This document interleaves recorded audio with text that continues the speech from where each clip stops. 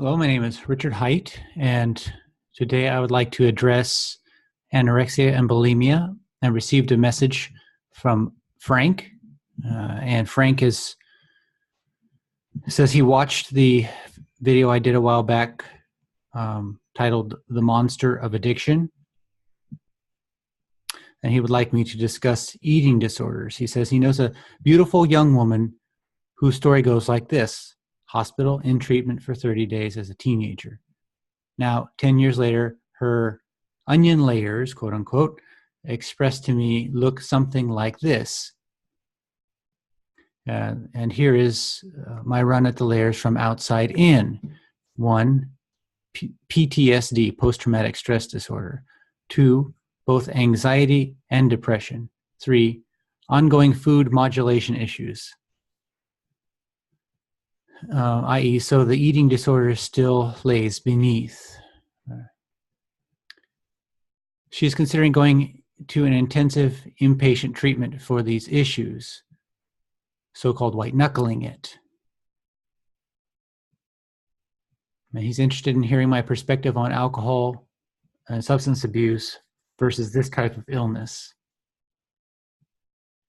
Okay, so first, I'm not a medical health practitioner, so please understand that this is only my perspective. It doesn't constitute medical advice, but this is only my perspective from the awakening process. So first off, these type of food disorders are indicative of a very, very, very, very painful place to be. And from my perspective, these food disorders run deeper than many other types of addiction. And on the surface, food disorders like bulimia and anorexia won't appear as an addiction. They probably don't classify as an addiction. But as soon as you look underneath the layers and what's really going on inside the individual, you find that the addiction is emotional, and there's an addiction to a process of identification, a very, very unhealthy process of identification. Person with a food disorder, for whatever reason, their deepest value, as is expressed by their actions in the world, not necessarily what they believe their deepest value is, but what the deepest value that is proven out by their expression in the world is their physical appearance.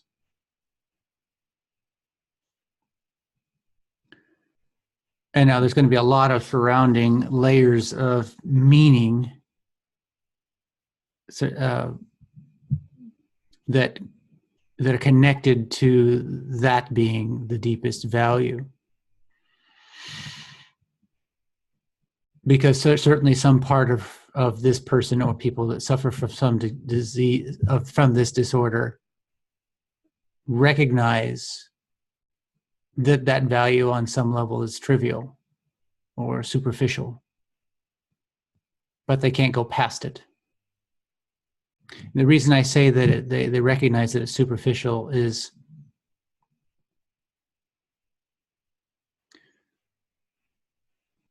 if you ask them, would you want your child or your loved one to have the same perspective? Do you believe it is a healthy perspective? And would you prefer that other people, do you believe that everybody should have the same perspective? And would that be good for the planet? Would that be good for humanity? I can't speak for this individual, but chances are high that they would say no, which means they recognize that it is an unhealthy perspective, that it doesn't come from actual love. It doesn't come from love. That's very, very important. Yet it still remains their highest value. It's because many of our highest values are not reasonable. It's a mistake to think that the human spirit, certainly the unawakened individual, is even remotely reasonable. We have a thin facade of reasonability, but most of our actions in the world are based on urges and compulsions. And the anorexia and bulimia is strongly urge and compulsion driven, such that no amount of reasoning undoes it.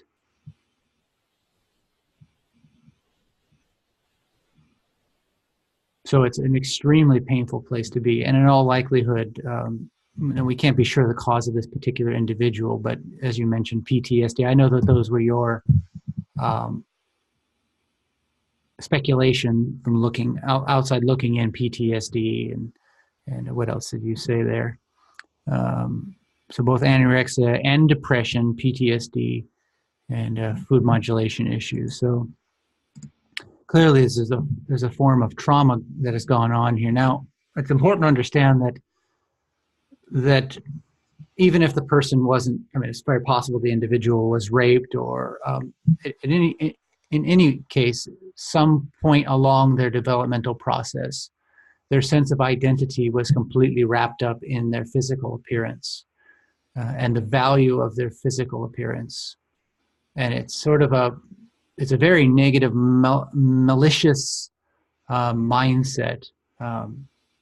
If you watch it, they believe they're beautiful when there's skin and bones. They believe they're beautiful when they're merely skin and bones. So it's a very self-destructive identification, which means that fundamentally there is not a sense of self-love, nor is there, in all likelihood, this individual is not on the awakening path, has not seen there's a point when a person realizes in their life that they can't continue the way they are, that they would rather die than to continue the way they are. And then there's a choice. Either they kill themselves or they make a fundamental change. Now, we can't say that point, this is a point that every parent doesn't want their child to reach. It's a point where everybody doesn't want to reach. But for some individuals, that's the only way that they can make a change that is authentic. Now, unfortunately, a lot of them kill themselves. And so it's understandable we wouldn't want them to get there. But the reality is we can just reason with people that are having this type of disorder. Now, if they decide to go into treatment, because they're not on the awakening process, they decide to go into treatment, that might be the only option, is white knuckling it. Because they have not realized at a deep level that they do not have love for themselves, and there's a deep hypocrisy there because they wouldn't wish the same thing on others.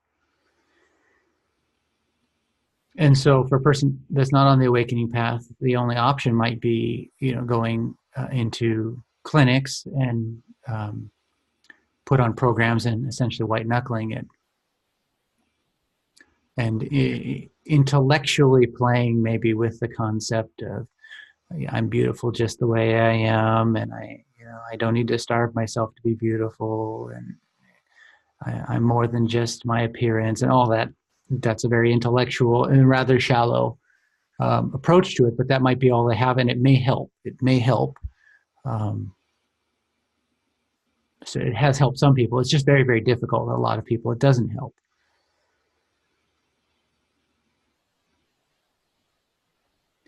You can't make somebody value the awakening process, and you can't make somebody love themselves. There's no easy solution for that. However,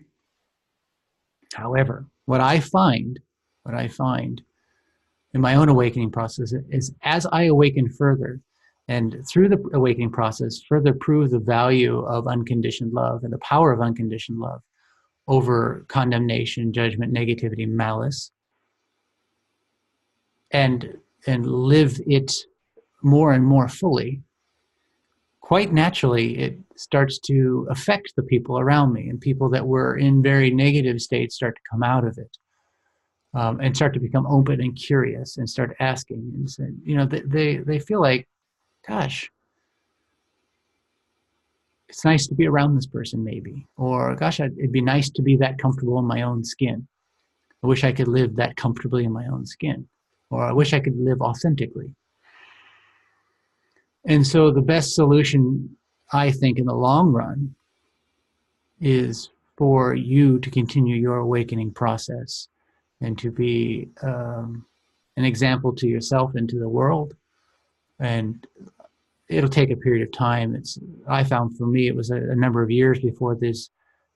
I had to get very deeply into the process of awakening before the people around me really recognized it. Because people don't, oftentimes people who we have sort of a social contract with, our friends and family, they tend to want to see us in the way that they always have seen us. And they will try to hold that perspective for a long, long time and prove to themselves that you've not made any changes. And you'll be tested. That's not wrong. It's uncomfortable, it's unpleasant. And some individuals simply will simply never want to make that shift and move away from you. That's okay. I mean, you don't have to brainwash them into say, look, I've made a change. It's not like you show it, be it. You're not even concerned about showing it. You just be it and it shows. It's not egoically done. But as this happens, the people around you start to make those changes too and start to become very interested. And this individual may be one of those. And so in my own process, I've seen a number of people greatly change, make fundamental structural changes in their lives and perceptual changes of themselves and the world as a result of my own process. And then the beauty of it was I got to see, they report back to me later that their families have changed as a result of their process.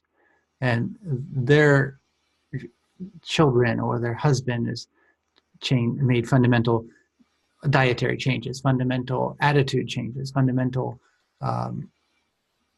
behavioral changes, that sort of thing, and are living in more authentic, appreciative ways, less malice, more love. So we may not be able to directly convince this person to take part in the awakening process. Again, that's a person is either ready for that or they're not, and they won't be ready for it until they are. But through our own atmosphere, through our own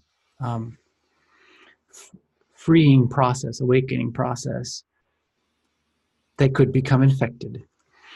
And so the goal here, or not the goal, the process here is an infectious one. So be sure first that you're infected. Allow the infection to spread over your entire body and infect your room and the environment around you, and share that infection of love with the world. And this person may be infected by that. In such a case, there'll be a lot less white knuckling, a lot less need for white knuckling. Not to say that there won't be any need, because in the early process of awakening, there's still strong identification. So the person may actually recognize that there has to be some amount of white knuckling early on. A person who is highly awakened could be addicted to something and then it's just done. I mean, like you could force them an addiction by shooting them up with heroin for months and months and months. But once you stop shooting them up, they're done with it. They'll move beyond it. And it won't be a white knuckling process. Doesn't mean they won't be sweating and having all that difficulty for 3 days, but there will be sufficient love within that it just simply they'll move beyond it. And there may be a point in the awakening process where the heroin simply won't have an effect. I've seen this in a visionary state, but I chalk that up to theory at this point because I have not proven it out. Clearly, if you were to inject me with a poison, I may have, suffer negative consequences from it. And so being honest, I have to admit that, yes, I have had intimations of that possibility, and I've even touched in with that in certain areas, but it's not fully actualized within me. I just keep moving forward and allow this process to be very natural. Again, my goal isn't to be indestructible. My goal is to share the love and have clarity and see where that leads. So so be infected and allow that infection to spread. Hope this helps, Frank, and blessings to you and your family, and hope to hear from you soon. Bye bye.